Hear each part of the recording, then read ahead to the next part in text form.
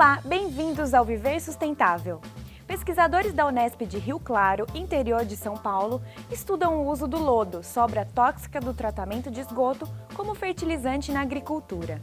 Em 2013, a descoberta ganhou um prêmio do Ministério Federal de Educação e Pesquisa na Alemanha para jovens cientistas do mundo. Quem nos fala sobre isso é a engenheira agrônoma e consultora ambiental Nancy Tami. Olá, Nancy! Olá, Iria! Atualmente, a cidade de Rio Claro trata 55% do esgoto gerado pelos moradores. Na estação de tratamento, este esgoto passa por vários processos, até que a água fique em condições de retornar ao rio. O problema é que o lodo que sobra do tratamento é prejudicial ao meio ambiente. O lodo é o resíduo da estação de tratamento de esgoto, ou seja, depositado sem controle no meio ambiente, é tão prejudicial quanto o esgoto in natura. Em vista disso, existe um cuidado muito grande com esse lodo nas estações de tratamento, onde eles precisam ser armazenados, transportados e dispostos em aterro controlado. Além de poluente, o transporte ao aterro sanitário e a armazenagem deste material tem um alto custo. Por isso, essa descoberta feita pelos pesquisadores da Unesp de Rio Claro terá grande impacto, não só econômico, mas também ambiental. A pesquisa feita pela aluna de pós-graduação do curso de Ciências Biológicas, Dani Elisa Cristofoletti Mazeu, levou 4 anos para ser publicada. A aluna misturou o lodo ao solo em várias proporções e o enterrou. Depois de 1 ano, a análise mostrou que a carga tóxica contida no lodo havia desaparecido.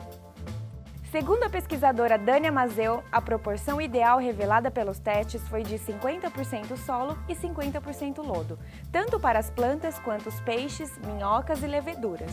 Os efeitos tóxicos foram decrescendo após 12 meses, pois embora esse resíduo tenha uma alta carga tóxica, ele também tem um conteúdo orgânico muito alto. A meta agora é fazer os últimos testes para descobrir se o lodo pode ser usado em larga escala como fertilizante nas lavouras. Os estudos já começaram no primeiro semestre deste ano, para saber se ele realmente vai produzir um benefício na agricultura e aumentar a produtividade agrícola. Para que você tenha uma ideia da importância deste estudo, basta dizer que, segundo a Exalc, Escola Superior de Agricultura Luiz de Queiroz, de Piracicaba, São Paulo, o Brasil é o 4º consumidor mundial de fertilizantes, e isso representa cerca de 6% de toda a produção mundial.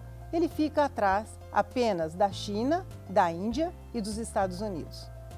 Infelizmente, 70% dos fertilizantes consumidos na agricultura brasileira são importados, pois a indústria nacional só consegue produzir 30% das nossas necessidades, o que reforça a dependência externa do nosso país.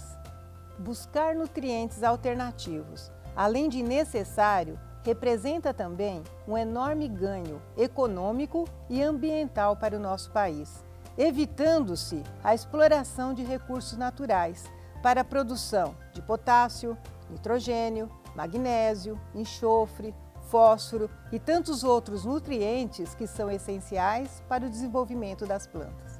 O produtor rural Euclides Donizete Altarujo espera que a descoberta possa no futuro baratear os custos. Ele tem uma lavoura de 700 hectares de cana-de-açúcar e gasta o equivalente a R$100 mil por ano só com fertilizantes.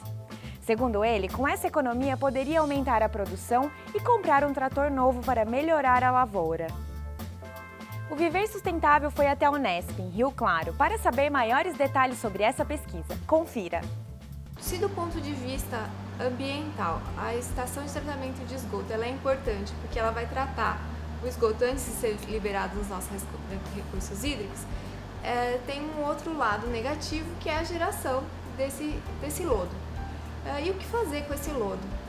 Existe uma tendência muito grande de crescimento na produção do lodo, principalmente porque aqui no nosso país menos de 40% da população brasileira tem esgoto tratado. Então, com isso, com essa tendência de aumento, vai acarretar em uma maior geração de lodo. E o lodo, hoje, ele é disponibilizado em aterros sanitários. E isso demanda um gasto.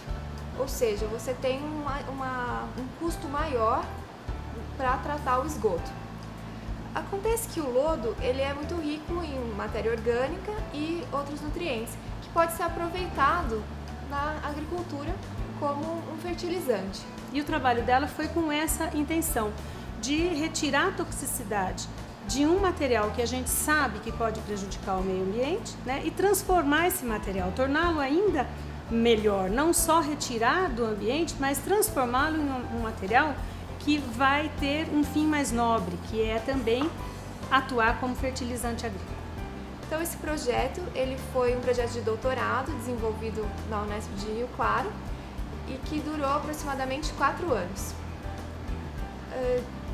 Durante o desenvolvimento desse projeto, nós coletamos amostras de lodo da estação de tratamento de esgoto da cidade de Rio Claro e diluímos essas amostras com o solo do Jardim Experimental aqui da Unesp. Então o lodo e essas misturas de lodo e solo na proporção de 10%, 25% e 50%, eles foram acondicionados em sacos plásticos. Esses sacos eles estavam perfurados e foram enterrados no Jardim Experimental. Isso propiciou um ambiente ideal para que houvesse troca entre micro-organismos do solo com o lodo. Então, baseado na ação desses micro-organismos em degradar substâncias tóxicas, é que nós conseguimos trabalhar em função de descontaminar esse lodo. Então, período de 2 meses, 6 meses e 1 ano, nós fizemos ensaios com vários organismos. Então, nós utilizamos bactérias, utilizamos leveduras, utilizamos minhocas, utilizamos plantas e utilizamos cultura de células humanas. E nós verificamos que após 1 ano, o efeito do lodo ele ia assim decaindo com o aumento da biorremediação. E a mistura mais eficiente foi na proporção de 50% de solo, 50% de lodo, porque ao final de 1 ano o efeito tóxico dessa mistura, o efeito prejudicial para esses organismos aí, tinha decrescido em níveis praticamente zero.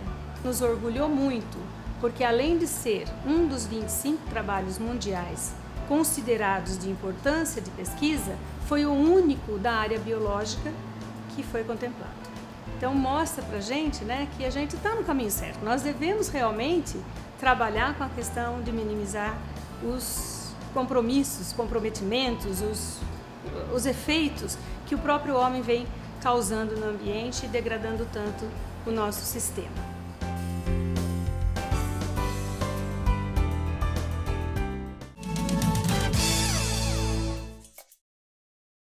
Você sabia que, em comparação com os demais biomas brasileiros, a Amazônia é o que detém o maior número de áreas de proteção integral?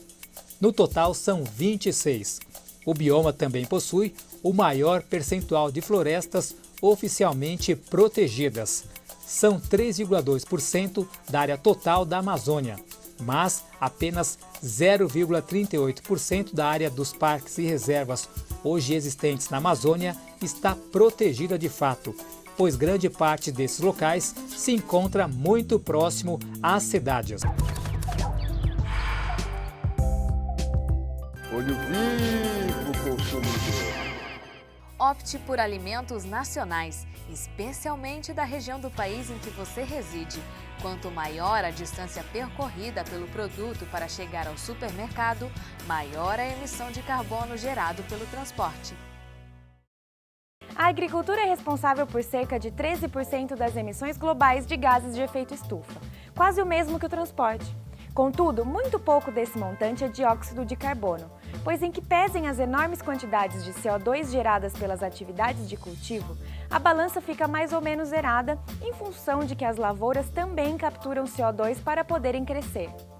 Quem nos fala sobre esse assunto é a engenheira agrônoma e consultora ambiental Nancy Tami. Em síntese, a maior contribuição da agricultura para o aumento dos gases do efeito estufa é devido à emissão do metano e do óxido nitroso.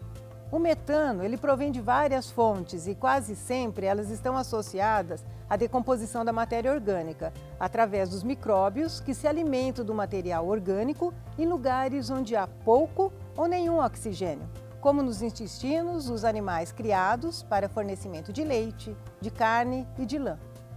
Por sua vez, o óxido nitroso, ele vem diretamente do solo, em especial quando é encharcado com fertilizantes à base de nitrito ou estrume dos animais, onde há uma grande presença de componentes com nitrogênio. Embora ainda não haja um estudo detalhado de como as emissões de gases do efeito estufa irão evoluir na agricultura, o IPCC, Painel Intergovernamental de Mudanças Climáticas, estima que, em 2030, a contribuição da agricultura somente com a emissão de metano e óxido nitroso terá subido algo entre 31% e 37%. A queima de biomassa, sobretudo das florestas, também contribui com significativas quantidades de dióxido de carbono. No caso específico do Brasil, as queimadas nos colocam entre os maiores emissores de gases de efeito estufa do mundo, que só é contrabalançado pelo fato de também termos a matriz energética mais limpa do planeta, em virtude de gerarmos a maior parte da nossa energia elétrica a partir de fontes renováveis, como a hidrelétrica. No entanto, há várias maneiras de controlar a emissão de gases na agricultura. A maioria delas envolve o aumento da eficiência da maneira como utilizamos a terra, e para isso a tecnologia é a nossa maior aliada. Por exemplo, melhores dietas para o gado podem diminuir a flatulência e o arroto do boi. Na Nova Zelândia, por exemplo, cientistas estão estudando maneiras de mudar os micróbios que as vacas usam para digerir a comida, de modo a incentivar a produção de açúcar ao invés de metano. Vamos ver agora uma matéria sobre a pecuária sustentável. A maior biodiversidade do planeta pode se extinguir.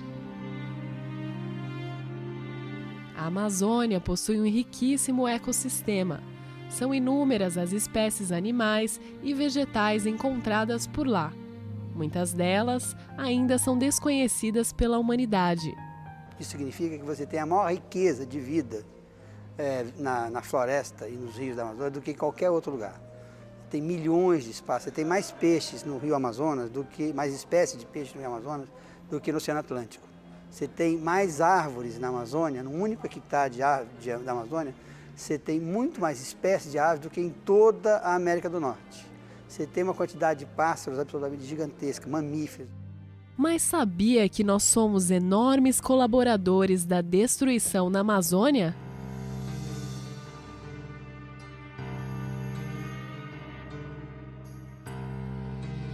Por quase 40 anos, grandes partes da floresta têm sido queimadas para dar espaço aos grãos e ao gado. A cada 18 segundos, 1 hectare da Amazônia é transformado em pasto. Você sabe de onde vem a carne ou os produtos em couro que você compra?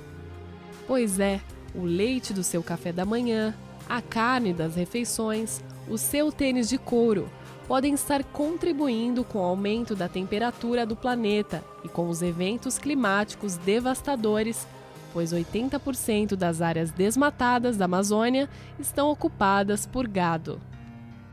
A pecuária tem um papel central nesse processo. Então, se a gente for fazer um cálculo de qual é o papel da pecuária na emissão de gases para falar com efeito estufa, que torna o Brasil o quarto maior emissor do mundo, a gente vai ver que a pecuária é o principal fator de ameaça ao nosso futuro. A pecuária ilegal brasileira também afeta o regime mundial de chuvas. A floresta amazônica é responsável por 60% de toda a precipitação em diversas áreas do planeta. As chuvas que caem nas regiões mais ricas do Brasil, nos solos mais ricos do Brasil, São Paulo, Paraná, Santa Catarina, Rio Grande do Sul, no norte da Argentina, no Paraguai. Se a gente perde a floresta, essas regiões também serão afetadas, ou seja, o impacto para a Amazônia, da perda da Amazônia é global. Mas não é só na América. O mundo inteiro é abastecido com a chuva produzida na Amazônia. A gente gente observou que existem sinais que se propagam para outras regiões do globo com aumento e redução da chuva, como por exemplo aqui na África, essa parte aqui próxima da Europa, aqui na Oceania. Então a ideia, segundo esse resultado com o modelo numérico, é que é como se você perturbando a Amazônia, você gera como se fosse sinais que se propagam para outras partes do globo e afeta o clima em regiões remotas. A exploração dos recursos naturais da Amazônia vai contra a sustentabilidade e não traz benefício algum à humanidade. A destruição da Amazônia é burra do ponto de vista econômico, ela é criminosa do ponto de vista ambiental e desastrosa do ponto de vista social e é uma péssima opção para o país. Essa floresta, que é a maior floresta do mundo, está sendo desaparecendo debaixo dos nossos olhos e por nossa causa. No próximo bloco, entre outros temas, veremos uma matéria sobre agricultura orgânica. O Viver Sustentável pergunta: qual cidade brasileira possui o maior rebanho de gado do país? Letra A, Campo Grande, em Mato Grosso do Sul. B, São Félix do Xingu, no Pará. C, Dourados, em Mato Grosso do Sul. Ou letra D, Rio Branco, no Acre. A resposta correta você confere no próximo bloco.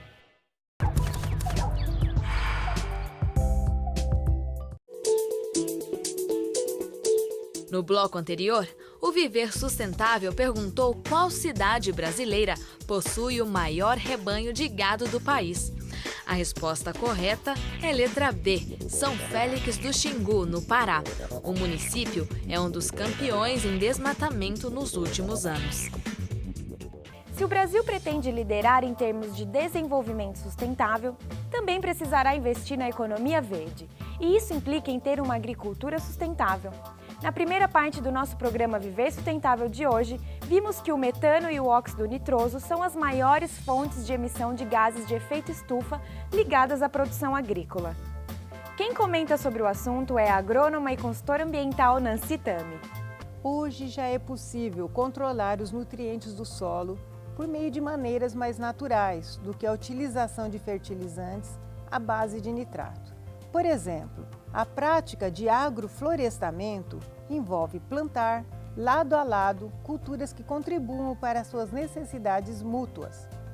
Terras cultiváveis poderiam até mesmo se tornarem verdadeiros sorvedouros de carbono, por meio de práticas como a redução da aragem, que ativa o solo e incentiva micróbios a processarem o carbono que ele contém. Nenhuma dessas práticas viria necessariamente a um preço baixo, nem seria imediatamente funcional para os agricultores de subsistência em países em desenvolvimento. Mas se conseguirmos fazer com que as emissões custem dinheiro, isso poderia ajudar a pagar pelas mudanças necessárias na agricultura. O relatório do IPCC diz que, com um preço de $50 por tonelada de CO2 equivalente, o total das emissões agrícolas poderia ser reduzido em 30% até 2030. E com um preço de $100 por tonelada de CO2 equivalente, poderia ser reduzido à metade, o que anularia todas as previsões de aumento de emissões. A derrubada e a queima de florestas também contribuem com cerca de 8 bilhões de toneladas de gás carbônico para a atmosfera a cada ano. Trata-se de um volume enorme, mais do que 165 do total das emissões humanas de gases de efeito estufa, mais do que as emissões da agricultura ou dos transportes. Destruir florestas é uma das formas mais irracionais de perturbar o clima do planeta. Infelizmente, a maior parte do dióxido de carbono ocasionado pelo desmatamento vem das florestas tropicais, sobretudo da nossa floresta amazônica. Os motivos para esse desmatamento ilegal vão desde o tráfico ilegal das madeiras nobres ou a simples derrubada e queima para atividades agropastoris de subsistências, que muitas vezes não respeitam a capacidade de uso dos nossos solos. O Brasil possui a maior biodiversidade e uma das maiores reservas florestais do planeta. Portanto, mitigar os passivos ambientais e cuidar dos remanescentes de fauna e flora tornou-se uma obrigação. Mas você sabia que é possível desmatar sem agredir a floresta? Isso só é possível quando é feito um plano de manejo florestal, onde apenas uma parte das árvores é retirada, dando tempo para que a floresta cresça e se regenere.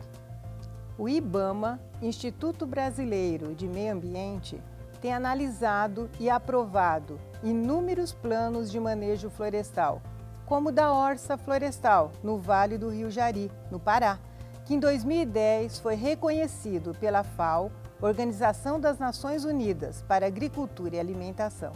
Vamos conhecer esse trabalho. Como desmatar sem agredir a floresta?